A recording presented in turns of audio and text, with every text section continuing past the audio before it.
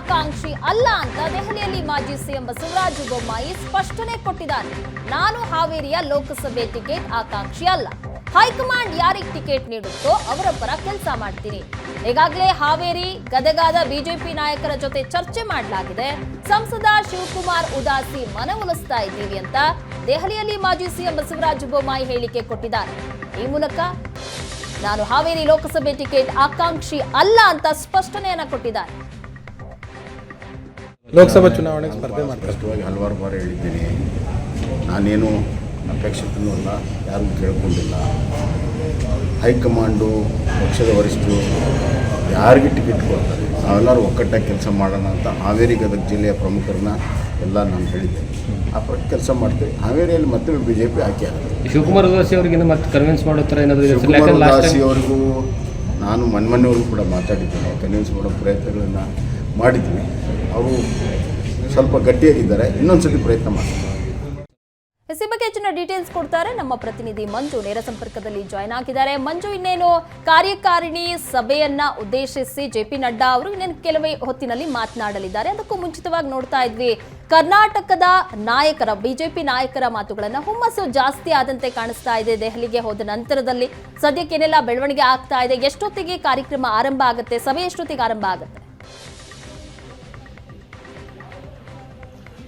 ಪ್ರಗತಿ ಮಧ್ಯಾಹ್ನ 3:30 ಹೊತ್ತಿಗೆ ಈ ಸಭೆ ಆರಂಭ ಆಗಬಹುದು.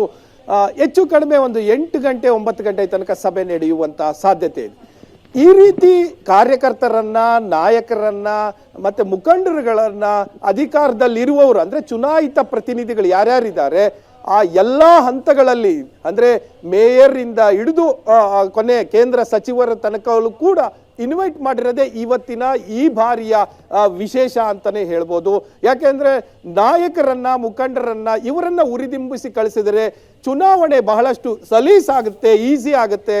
ಮತ್ತೆ ಕೇಂದ್ರ ಸರ್ಕಾರ ಜಾರಿಗೆ ತಂದಿರುವಂತಹ ಯೋಜನೆಗಳನ್ನು ತಲುಪಿಸಲಿಕ್ಕೆ ಮತ್ತೆ ಯಾವ್ಯಾವ ರೀತಿಯಲ್ಲಿ ತಲುಪಿಸಬೇಕು ಅನ್ನುವಂಥದ್ದನ್ನ ಕುರಿತಾಗಿ ಹೇಳಲಿಕ್ಕೆ ಇವತ್ತಿನ ಮಹಾ ಅಧಿವೇಶನ ದೆಹಲಿಯಲ್ಲಿ ನಡೀತಾ ಇರುವಂಥದ್ದು. ಹಾಗಾಗಿ ಹೆಚ್ಚು ಕಡಿಮೆ ಭಾರತದಾದ್ಯಂತ 12,000 ಮಂದಿಗೂ ಹೆಚ್ಚು ಮಂದಿಗೂ ಆಹ್ವಾನ ನೀಡಲಾಗಿದೆ. ಕರ್ನಾಟಕದಿಂದ 530 ಮಂದಿಗೆ ಆಹ್ವಾನ ನೀಡಲಾಗಿದೆ. ಹಾಗಾಗಿ ಬಹುತೇಕರು ಒಂದು 300-400 ಜನ ಈಗ ಆಲ್ರೆಡಿ ಬಂದಿದ್ದಾರೆ. ಇನ್ನೂ ಕೂಡ ಬರುವವರು ಇದ್ದಾರೆ.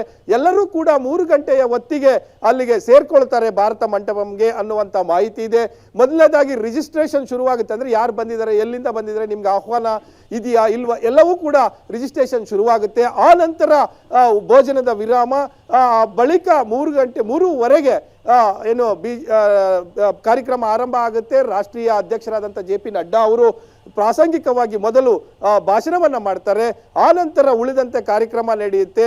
ಯಾವ್ಯಾವ ರೀತಿ ನಾವು ತಯಾರಾಗಬೇಕು, ಸಿದ್ಧರಾಗಬೇಕು ಸಾರ್ವತ್ರಿಕ ಚುನಾವಣೆಗೆ ಅನ್ನುವಂಥ ನಿಟ್ಟಿನಲ್ಲಿ ಉರಿದುಂಬಿಸುವಂತ ಕೆಲಸ ಆಗುತ್ತೆ. ಸೊ ಇದು ಕೇವಲ ಇವತ್ತಿನ ಸಂಪ್ರದಾಯನ ಅನ್ನುವಂಥ ಪ್ರಶ್ನೆ ಬರ್ಬೋದು. ಆದ್ರೆ ಕಳೆದ 2 ಚುನಾವಣೆಗಳಲ್ಲೂ ಕೂಡ ಸಾರ್ವತ್ರಿಕ ಚುನಾವಣೆಗಳೇನು 19ರಲ್ಲಿ ನಡೆದಿತ್ತು, 14ರಲ್ಲಿ ನಡೆದಿತ್ತು. ಸೊ ಆಗಲಿಂದಲೂ ಕೂಡ ಈ ರೀತಿ ಕರೆದು ಒಂದು ಸುತ್ತು ಅಂದ್ರೆ ಚುನಾವಣೆಗೂ ಪೂರ್ವಭಾವಿಯಾಗಿ ಇಂಥದ್ದೊಂದು ಎಕ್ಸೈಸ್ ಅನ್ನ ಮಾಡುವಂಥದ್ದು BJPಯ ಕೆಲಸ. ಅದೇ ರೀತಿ ಈ ಬಾರಿ ಕೂಡ ಮಾಡ್ತಾ ಇದೆ. ಅಂದ್ರೆ ಈ ಬಾರಿಯ ವಿಶೇಷ ಅಂತ ಅಂದ್ರೆ ಹೆಚ್ಚು ಜನರಿಗೆ, ಹೆಚ್ಚು ಮುಖಂಡರಿಗೆ, ಹೆಚ್ಚು ನಾಯಕರಿಗೆ ಆಹ್ವಾನ ಕೊಟ್ಟಿರುವಂಥದ್ದು ಈ ಬಾರಿಯ ವಿಶೇಷ. ಪ್ರಗತಿ, ಥ್ಯಾಂಕ್ ಯು ಮಂಜು ನಿಮ್ಮೆಲ್ಲ ಡೀಟೇಲ್ಸ್ಗಾಗಿ.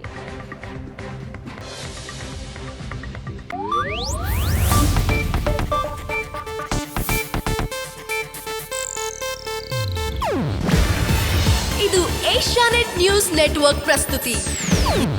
ನೀವು ನೋಡ್ತಿದ್ದೀರಾ ಏಷ್ಯಾನೆಟ್ ಸುವರ್ಣ ನ್ಯೂಸ್.